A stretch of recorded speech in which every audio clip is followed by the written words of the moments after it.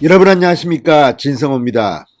박범계 법무부 장관 후보자가 갈수록 첩첩산중입니다. 인사청문회에 비상이 걸렸습니다. 자, 박범계 의원 지금 법무부 장관 후보자로 지명된 뒤 계속해서 숨겨놓은 땅이 있네, 재산 누락을 했네, 또 이 대전 지역의 방송사들과의 권한 유착 의혹에 아무튼 계속해서 터져나오고 있습니다. 이 조국 전 장관, 추미애 전 장관, 이번에는 박범계 후보자까지, 자, 이렇게 논란이 되는 사람을 법무부 장관에 계속 밀어넣는 문재인 대통령의 의중은 뭘까요? 자, 박범계 장관, 이번에도 청문회에서 야당이 반대해도 문재인 대통령이 임명을 강행하려 하겠죠. 그러면 이번에는 27번째 강행이 됩니다. 자, 근데 박범계 후보자, 이번에는 폭행 논란에 휩싸였습니다. 고시생들을 폭행했다는 겁니다. 고시생을 폭행했다는 겁니다. 자, 지금 녹취록도 있고 문자 메시지까지 나왔습니다. 자, 박범계 의원 2016년입니다. 이 고시생이 자신의 오피스텔에 찾아와서 이런 저런 민원을 이야기한 건데 욕설에 멱살을 잡고 아무튼 가관입니다. 이게 사실이라면 박범계 의원을 장관시킨다는 것은 정말 황당한 일이 아닐 수 없습니다. 자, 이 보도를 조선일보가 오늘 아침 단독으로 하자 박범계 후보자는 출근길에 기자들이 묻자 내가 당했다 이렇게 말했습니다. 그러자 이 말을 들은 당시 고시생 중 한 명이 이 진실 게임을 시작했습니다. 무슨 말이냐, 저런 사람이 장관이 된다니. 그러면서 여러 가지 또 당시 정황들을 들이댔습니다. 이제 진실게임 양상으로 가고 있습니다. 이 문제 또 누가 고발할 겁니다. 그러면 또 박범계 의원 수사를 받게 되겠죠. 자, 이런 사람들이 지금 다른 곳도 아니고 법무부 장관이 되겠답니다. 박범계 의원 참 빨리 임명이 돼서 추미애 장관을 밀어내야 되는데 박범계도 참 한심합니다. 이런 사람을 꼭 장관시켜야 합니까? 진성호의 융단 폭격 시작합니다. 박범계 법무부 장관 후보자를 융단 폭격합니다. 방송에 앞서 아직 진성호 방송에 구독자가 아니신 분들은 붉은색 구독 버튼 눌러주십시오. 더 좋은 방송으로 보답하겠습니다. 자, 5년 전 이야기입니다. 사법시험 존치를 주장하며 면담을 요구한 고시생들에게 폭행과 폭언을 가했다는 주장이 나와서 지금 논란이 되고 있습니다. 자, 이제 위법 의혹에 연루된 또 다른 법무부 장관 후보자가 등장한 겁니다. 이거 정말 문재인 대통령이 국민들 염장지르기로 작정한 모양입니다. 이런 자들을 계속해서 다른 곳도 아니고 법을 관장하는 정의를 이야기해야 될 Ministry of Justice 법무부 장관에 임명하려 한다니요. 자, 조선일보가 국민의힘 의원실, 어떤 국민의힘 의원실을 통해서 입수한 음성 녹음 파일입니다. 박범계 후보자가 2016년 11월 23일 오후 10시쯤 서울 영등포구 당산동 자신의 오피스텔 앞에서 사법시험 폐지를 막아달라고 시위를 벌인 고시생의 멱살을 잡고 욕설을 했다는 주장이 담겨져 있습니다.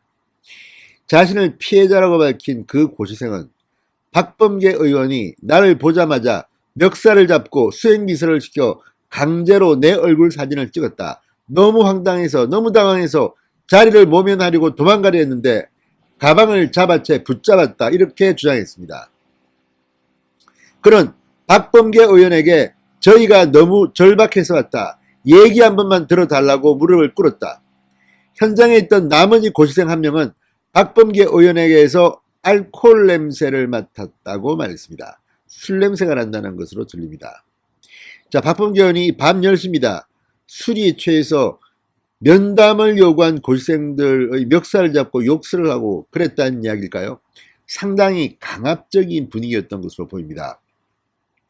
자, 이 사건이 발생한 시기는 일부 고시생이 사법시험 폐지에 반대하면서 국회 법사위 민주당 간사였던 박범계 의원 등에게 면담을 요구하자 자택과 지역구 등에서 시위를 벌이던 때였습니다.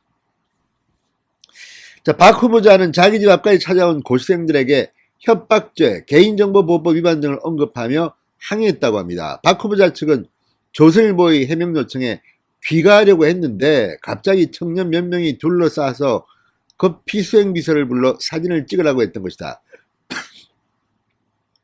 촬영하려고 하니 그제야 물러서서 가는 상황이었다고 밝혔습니다.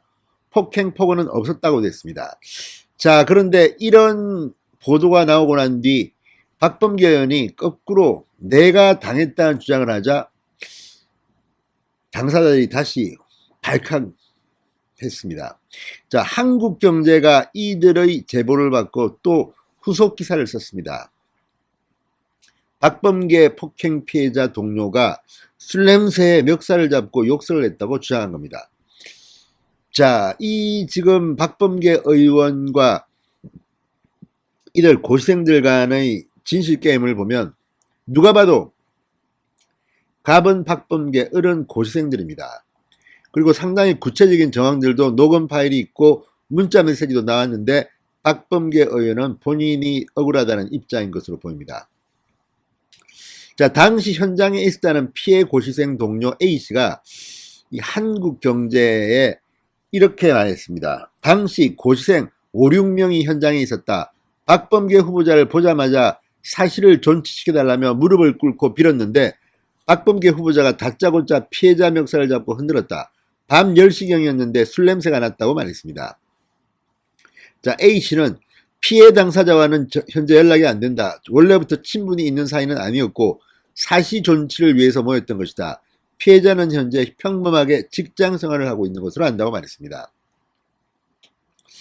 이 피해자 등 현장에 있던 고시생 4, 5명은 당시 박범계 의원 측 관계자가 오피스텔에 찾아온 것은 개인정보보호법 위반에 해당된다고 신분증을 제시하고 풀려났다고 설명했습니다.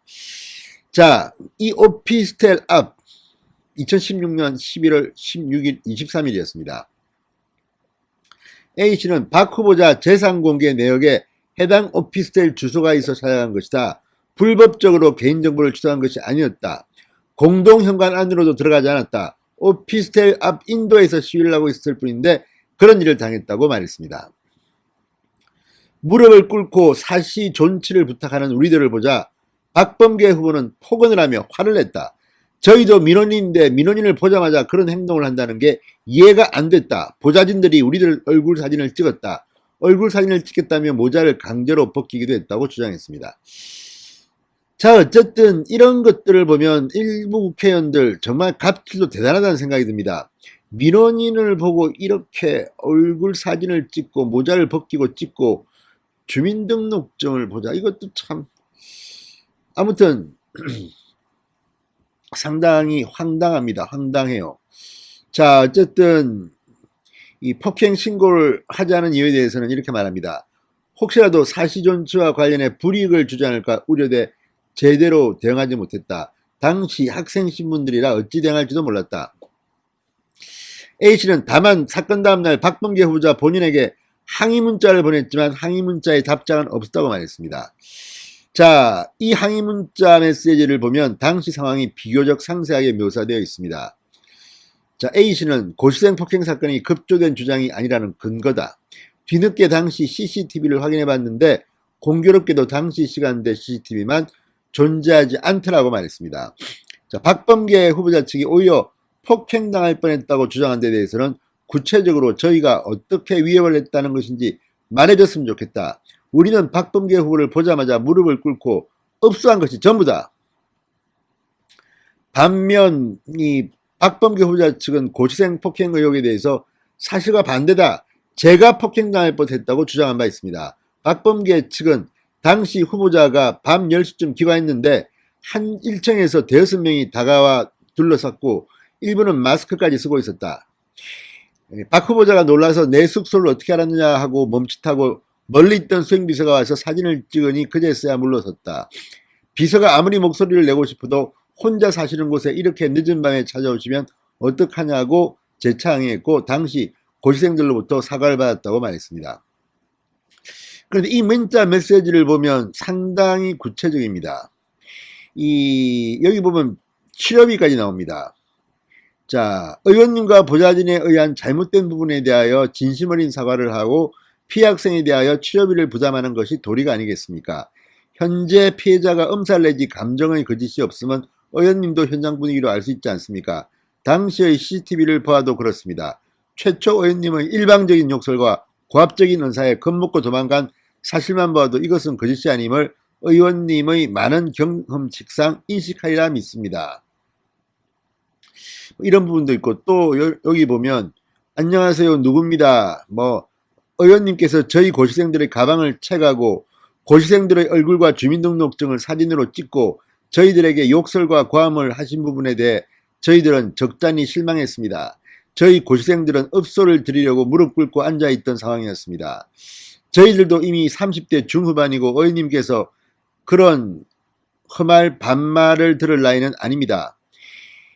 국회의원이 국민에게 그래도 되는지 의문입니다. 의원님의 공식적인 사과를 요청드립니다. 저희들도 사과를 하지 않으시면 문제제기를 할 수밖에 없습니다. 아무튼 이런 문자 메시지가 당시에 작성된 것입니다.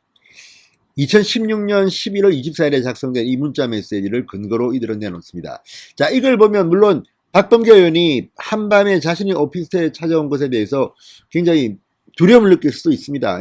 이 상반간의 문제입니다. 그렇지만 지금 박범계 후보자가 하고 있는 이 변명을 들어보면 적어도 이 상황에 맞는 것 같지는 않습니다. 무엇보다도 이 상황을 둘러싼 논쟁을 보고 있으면 범죄냐 아니냐 이런 걸 차차고서라도 도덕적으로 국회의원이 국민을 대하는 태도가 이게 온당한 것이냐, 나이도 30대쯤 되는 고시 존치를 주장하는 사람들인데, 아무튼 인성 문제가 계속해서 언급됩니다. 추미애 장관의 경우도 인성 문제가 여러 번 언급됐습니다. 지난번 이 변창흠 국토부 장관도 인사청문회 당시 인성 문제가 거론됐습니다. 어떻게 저런 말을 할 수 있을까? 저런 행동을 할 수 있을까? 이번에 이 박범계 의원, 이 법무부 장관 후보자의 경우도 이 정황들을 녹음 파일이나 상방의 주장들을 우리가 분석해보면, 물론 일방적으로 박범계 의원이 너무 나쁜 사람이다, 잘못했다고 하기는 그럴 수도 있습니다만, 그래도 상대적인 거라 하더라도 국회의원이 우리 국민을, 민원인을 대하는 태도가 과연 이렇게 오만해서 쓰겠느냐. 인성의 문제를 지적하지 않을 수 없습니다. 그리고 그 자리에 있었다는 폭력, 지금 이 문자 메시지를 보면 치료비까지 언급이 되어 있습니다. 이건 뭘 의미가 있습니까? 아무튼 박범계 후보자 인사청문회를 앞두고 계속해서 폭탄들이 여기저기서 터지고 있습니다. 과연 무사하게 도착지에 안착할 수 있을지 좀 더 두고 보겠습니다. 진성호의 융단 폭격이었습니다. 여러분 감사합니다.